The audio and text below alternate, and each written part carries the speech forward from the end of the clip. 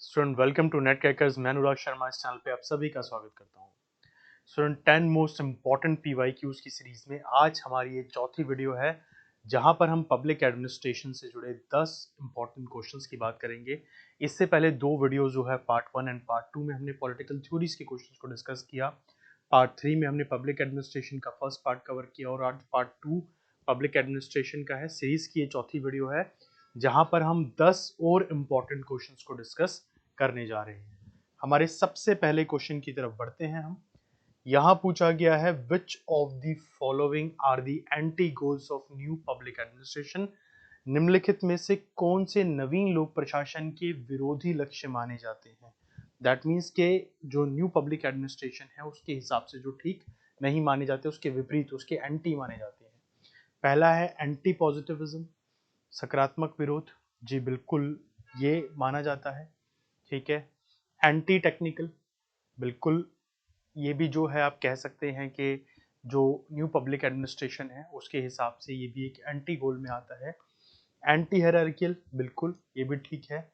ये भी ये कहते हैं कि जो हायरार्कियल सिस्टम चलते जा रहे हैं उनको तोड़ने हैं, न्यू डेवलपमेंट करनी है, नई नई चीज़ें लेके आनी है, साइंटिफिक अप्रोच को लेके आना है।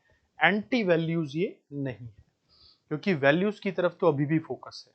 ये कहा गया है कि जितना ज़्यादा एक तरह से पब्लिक एडमिनिस्ट्रेशन जो नया होगा उसकी वैल्यूज जो होंगी वो सर्व करना है लोगों को बेसिकली, तो उनको एज इट इज आप रखो। बाकी चीजें जो है एंटी हायरार्कियल, एंटी टेक्निकल और एंटी पॉजिटिविज्म, ये बिल्कुल सही करेक्ट बैठते हैं। तो जो राइट आंसर है वो आएगा third, A B and C only. अब देखिए, जब आप न्यू पब्लिक एडमिनिस्ट्रेशन को पढ़ते हैं तो मोस्टली थिंकर जो इस फील्ड से जुड़े हुए हैं वो ज़्यादातर अपने आइडियाज़ के अंदर जो क्लासिकल एडमिनिस्ट्रेशन थ्योरीज हैं या क्लासिकल एडमिनिस्ट्रेशन के जो आइडिया हैं उनको क्रिटिसाइज करते हुए या उनको एक तरह से आप कह सकते हैं कि रद्द करते हुए, रिजेक्ट करते हुए ही आपको नजर आएंगे।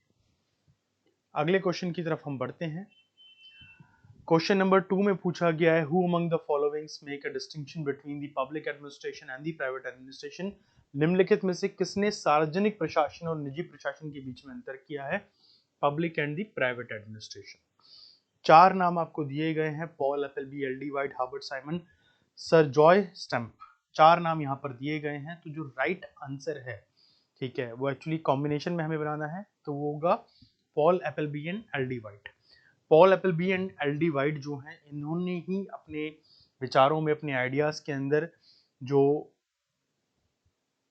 एक तरह से आप कह सकते हैं पब्लिक एडमिनिस्ट्रेशन और प्राइवेट एडमिनिस्ट्रेशन के बीच का फर्क जो है एक तरह से बताया है क्या है। जहां पॉल एपलबी कहते हैं कि भाई पब्लिक एडमिनिस्ट्रेशन एक यूनिक नेचर में काम करता है, कुछ चीज़ों पे एम्फोसाइज करता है, फोकस करता है। वहीं एल.डी. वाइट कहते हैं कि भाई जो इसकी टेक्निक्स हैं, जो मेथड्स हैं, वो बिल्कुल अलग है। ठीक है, इसके ऑब्जेक्टिव भी बिल्कुल कंप्लीटली अलग हैं as compared to the private administration. तो जो राइट आंसर आएगा वो आएगा ए एंड बी ओनली।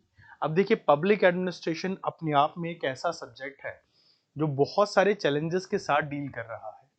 हम जब पब्लिक एडमिनिस्ट्रेशन को पढ़ते हैं तो अब डिफरेंट स्फेयर्स हैं उसकी। प्राइवेट एडमिनिस्ट्रेशन हो गया, न्यू डेवलपमेंट एडमिनिस्ट्रेशन आ रहा है, डेवलपमेंट एडमिनिस्ट्रेशन की बात हो रही है। तो इन सब चीज़ों के बीच में फ़र्क क्या है, डिफरेंसेस क्या है, कौन से मेजर थिंकर्स जुड़े हुए हैं, ये सारी इंफॉर्मेशन आप लोगों के लिए इंपॉर्टेंट हो जाती है।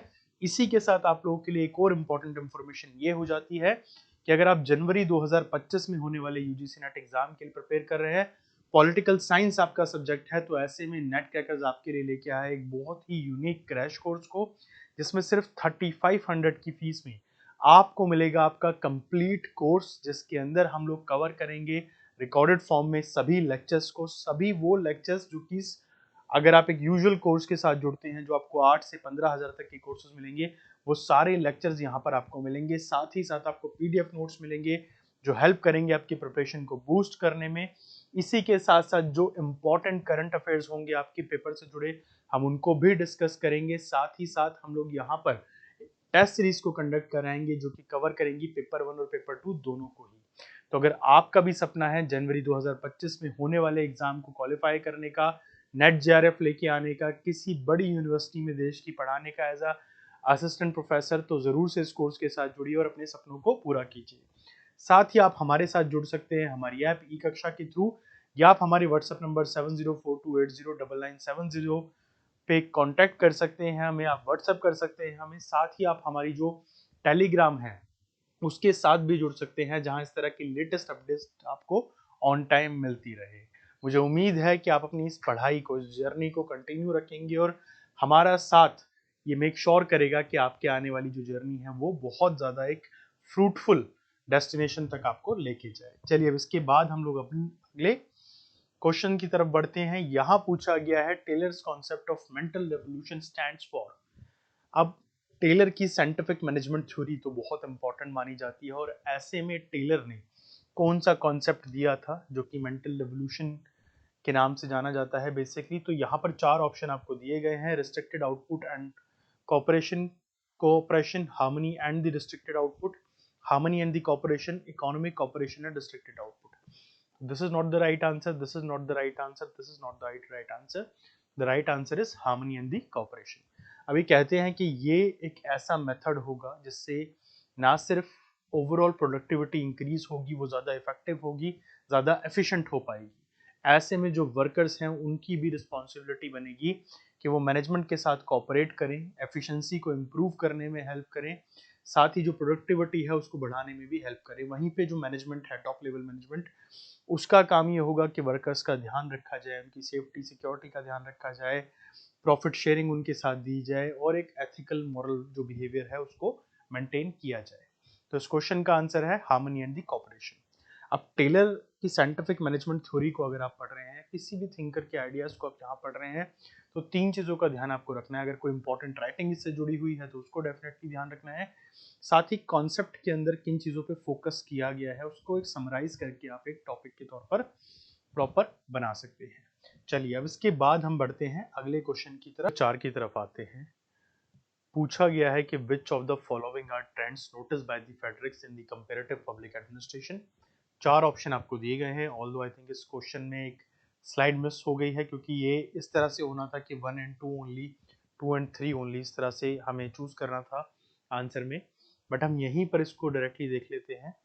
फेडरिक्स ने जो है एक लॉजिकल अप्रोच के मॉडल पे फोकस किया था, और ऐसे में सीधे तौर पर वो बोलते हैं कि भाई जो फर्स्ट ऑप्शन की अगर मैं बात करूँ, shift from the empirical to normative studies, basically जो अनुभववाद का जो वो है उससे आप जो नॉर्म्स हैं, जो कायदे कानून बने हैं उसकी तरफ शिफ्ट कर रहे हैं, अनुभवजन्य से मानक की ओर का बदलाव जो है उसकी तरफ आप जा रहे हैं।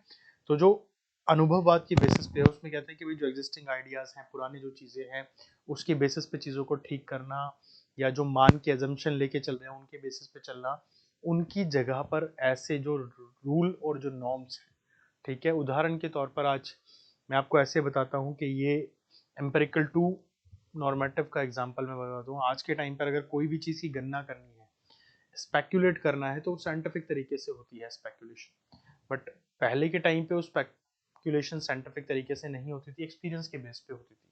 तो ये उसको चेंज करने की बात करते हैं, shift from ideography to normative. Ideography basically जो एग्जिस्टिंग आइडियाज हैं इन सब चीज़ों के ऊपर बात करना, पुराना क्या हुआ है, क्या नहीं हुआ, क्या एक्सपीरियंस रहा है उसके बेसिस पे। वहीं नॉर्मेटिव जो है वो बेसिकली जो प्रिंसिपल्स हैं उसके ऊपर ज़्यादा फोकस करके चलता है।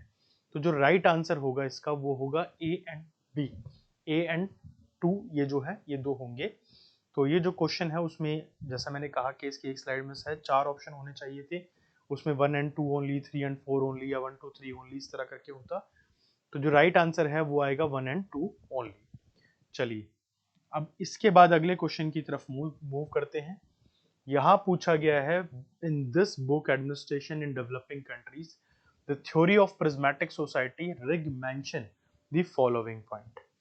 जो किताब है फेडरिक्स की, ठीक है, उसके अंदर एडमिनिस्ट्रेशन इन डेवलपिंग कंट्री, उसमें जो प्रिज्मेटिक सोसाइटी इन्होंने मेंशन किया है वो इसमें किस चीज़ों से जुड़ता हुआ आता है, कौन से जो फॉलोइंग पॉइंट है वो उससे जुड़ते हैं। पहला है the structure of a modern society are typically function specific. ठीक है, ये पॉइंट बिल्कुल ठीक हमें समझ में आता है। इसमें structure is defined as any pattern of behaviour which has become a standard feature of a social system. ये भी बिल्कुल ठीक है। जो थ्योरी है फ्रेडरिक्स की प्रिज्मेटिक सोसाइटी की, ठीक है, उसके अंदर ये सीधे तौर पर इस चीज को कहते हैं, जो बिहेवियरल पैटर्न्स है उसके ऊपर बात करते हैं। तीसरा ऑप्शन है industria will move towards agraria through the process of transition in society. ये पॉइंट गलत है।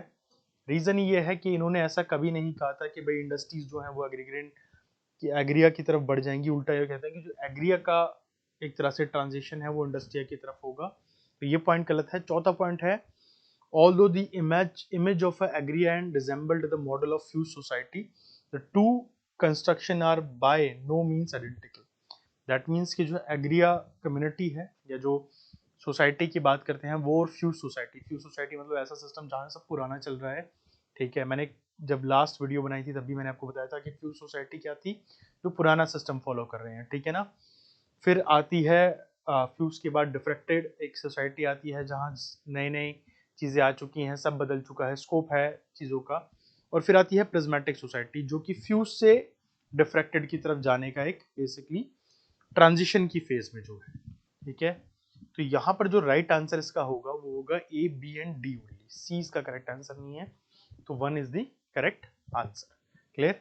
अब जब आप इस पर्टिकुलर थ्योरी को पढ़ेंगे, प्रिज्मेटिक सोसाइटी वाला जो मॉडल है, इन सबको आप पढ़ेंगे, तो ये जो पर्टिकुलर क्वेश्चन है, इस तरह के क्वेश्चन जब एग्जाम में आएंगे तो उनको आंसर देना बहुत ईजी हो जाएगा। और पब्लिक एडमिनिस्ट्रेशन में इसी तरह के क्वेश्चन आपको देखने को मिलने वाले हैं ज्यादातर। अगले क्वेश्चन की तरफ हम आते हैं। ओके, उसी का ये हिंदी संस्करण है। अगली क्वेश्चन पे आते हैं। Who wrote the book management task responsibility practice? तो इस किताब के लिए 4 नाम आपको दिए गए हैं, बट इस तरह के जब किताबों के जुड़े हुए कोई क्वेश्चन आते हैं तो पीटर डर्कर ने ये किताब लिखी थी। 1973 में बुक पब्लिश हुई थी। ठीक है, बुक का नाम था management task and responsibility practices. अब पीटर डर्कर से जुड़ी हुई और भी बहुत सारी किताबों के नाम आपसे पूछे जा सकते हैं, और जितने भी थिंकर हैं वहाँ पे किताबों के नाम तो हमेशा ही इंपॉर्टेंट होते हैं। चाहे आप कोई भी ऐसी स्टडी कर रहे हो जहाँ थिंकर्स आएंगे, वहाँ किताबों के नाम जरूरी होते हैं। The paper entitled the study of administration publish in the political science quarterly in 1887 was written bye.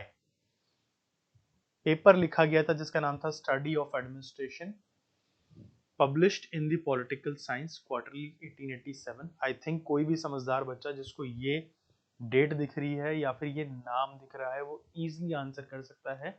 That is Woodrow Wilson. Woodrow Wilson को आप फादर ऑफ पब्लिक एडमिनिस्ट्रेशन के तौर पर भी जानते हैं। बहुत इंपॉर्टेंट कंट्रीब्यूशन है इनका।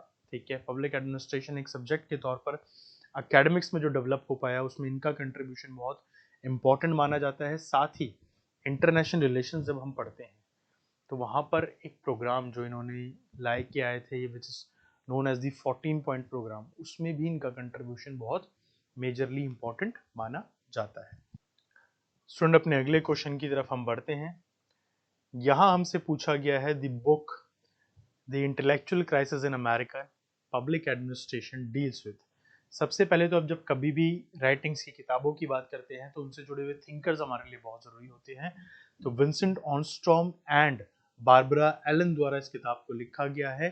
4 ऑप्शन आपको दिए गए हैं: public choice approach, new public administration, ecological approach and decision making approach.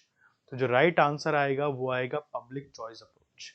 इस तरह के क्वेश्चन में जब स्पेसिफिकली राइटिंग्स को दिया गया है और आपको राइटिंग्स के जो मतलब जिन्होंने लिखा है उनके नाम नहीं पता, तो उनको क्लियरली यहाँ पर मेंशन कर लीजिए। मैं रिपीट कर लेता हूँ, Vincent Ostrom and Barbara Allen, 2 important लोग जिन्होंने इस राइटिंग को लिखा है। इसके जो 2 राइटर हमारे सामने हैं। इसके बाद अगले क्वेश्चन पे चलते हैं। Who among the following summarize the theme of new public administration under 5 heads: relevance, value, social equity, change and client focus. 4 नाम आपके सामने हैं: Frank Marini, D Waldo, WF Taylor, MP Follett. निम्नलिखित में से कौन से नए लोक प्रशासन के विषयों को 5 प्रमुख प्रासंगिकता, मूल, सामाजिक समानता, परिवर्तन और ग्राहक केंद्रित तहत संरक्षित करता है, सारांशित करता है? तो जो राइट आंसर होगा वो होगा फ्रैंक मरीनी। अब इस तरह के क्वेश्चंस में हम ज़्यादा डिटेल्स में नहीं जाएंगे क्योंकि आप जब तक इन डेप्थ जाके टॉपिक्स को नहीं पढ़ रहे हैं, जब तक आप इस तरह के क्वेश्चंस का आंसर नहीं दे सकते हैं। फ्रैंक मरीनी डायरेक्टली आपके सिलेबस में नहीं है, बट जब आप पब्लिक एडमिनिस्ट्रेशन को पढ़ रहे हैं, न्यू पब्लिक एडमिनिस्ट्रेशन को, तो वहाँ ये नाम भी दिख जाएगा, इनसे जुड़ी हुई राइटिंग्स भी आपको दिख जाएंगी। चलिए अपने लास्ट क्वेश्चन की ओर बढ़ते हैं। हमसे पूछा गया है कि who introduce to organisation the concept of the 40 work week, 40 hour week, time and motion studies and piece rate compensation system, as well as fair days work for a fair days pay. संगठनों को 40 घंटे के सप्ताह, समय और गति अध्ययन और टुकड़ा दर मुआवजा प्रणाली की अवधारणाओं के साथ साथ उचित दिन के वेतन के लिए उचित दिन का काम की अवधारणा से किसने परिचित कराया? राइट आंसर जो है, अगर किसी भी स्टूडेंट ने साइंटिफिक मैनेजमेंट थ्योरी को पढ़ा है फ्रेडरिक टेलर की, तो उसको देखते ही समझ जाएगा ये साइंटिफिक मैनेजमेंट थ्योरी में कॉन्सेप्ट को डिस्कस किया गया है फ्रेडरिक टेलर द्वारा। तो स्टूडेंट, ये थे आज के हमारे पब्लिक एडमिनिस्ट्रेशन के टॉप मोस्ट इंपॉर्टेंट क्वेश्चन। इसी तरह के क्वेश्चंस हर एक यूनिट से मैं आपके लिए लेके आने वाला हूं। इस सीरीज में आज ये हमारी चौथी वीडियो है। आने वाले समय में हम लगातार इस तरह की वीडियोस को, टॉप 10 क्वेश्चंस को अपलोड करते रहेंगे। आप भी चैनल पे पहली बार आए हैं तो चैनल को सब्सक्राइब कीजिए। साथ ही आप वीडियोस को उन बच्चों के साथ शेयर कीजिए जो पॉलिटिकल साइंस में प्रिपरेशन कर रहे हैं आने वाले जनवरी 2025 के एग्जाम के लिए। आई होप आप इसी तरह से पढ़ते रहेंगे और आपके आने वाले एग्जाम में आप अच्छे नंबरों से क्वालिफाई होंगे। Thank you so much.